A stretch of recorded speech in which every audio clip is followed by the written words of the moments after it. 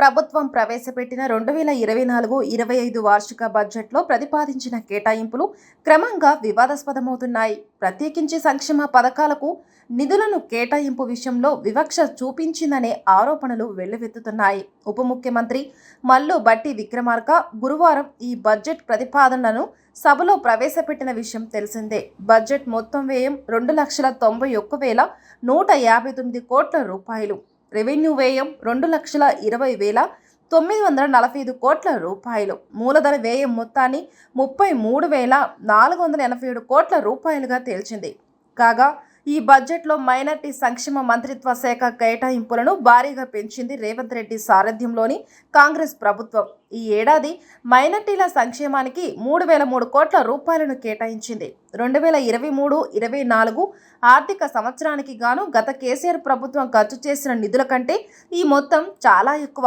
అప్పట్లో బీఆర్ఎస్ సర్కార్ 2,200 కోట్ల రూపాయలను వ్యయం చేసింది. రంజాన్ పండుగను నిర్వహించడానికి 33 కోట్ల రూపాయలను కేటాయించింది. ఆగర్ ఖానాల మరమ్మతుల కోసం 50 లక్షల రూపాయలు, తబ్లిగ్ జమత్ ఇస్లామియా సమావేశాల కోసం 2.4 కోట్ల రూపాయలు, హజ్ యాత్ర కోసం 4.43 కోట్ల రూపాయలను కేటాయించింది. అదే సమయంలో రేవంత్ రెడ్డి ప్రభుత్వం ఎస్సీ ఎస్టీల సంక్షేమానికి భారీగా కోత పెట్టింది. ఎస్సీల అభివృద్ధికి బీఆర్ఎస్ ప్రభుత్వం 2023-24 ఆర్థిక సంవత్సరంలో 21,072 కోట్ల రూపాయలను కేటాయించగా రేవంత్ ప్రభుత్వం ఈ మొత్తాన్ని సగానికి పైగా తగ్గించింది.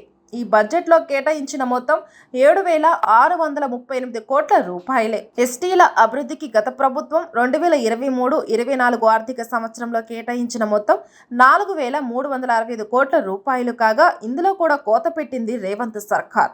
ఈ బడ్జెట్లో ఏపీ సామాజిక వర్గం కోసం కేటాయించిన మొత్తం 3,969 కోట్ల రూపాయలే. తెలంగాణలో ముస్లిం జనాభా అధికం. రాష్ట్ర జనాభాలో దాదాపుగా 14% అంటే 50 లక్షల వరకు ముస్లింలు తెలంగాణలో నివసిస్తున్నారు. గత ఏడాది జరిగిన అసెంబ్లీ ఎన్నికల్లో వారందరూ కూడా కాంగ్రెస్కు ఓటు వేశారని, అందుకే ఎస్సీ ఎస్టీల కంటే వారి సంక్షేమానికి ప్రభుత్వం అధిక ప్రాధాన్యత ఇచ్చిందని చెబుతున్నారు.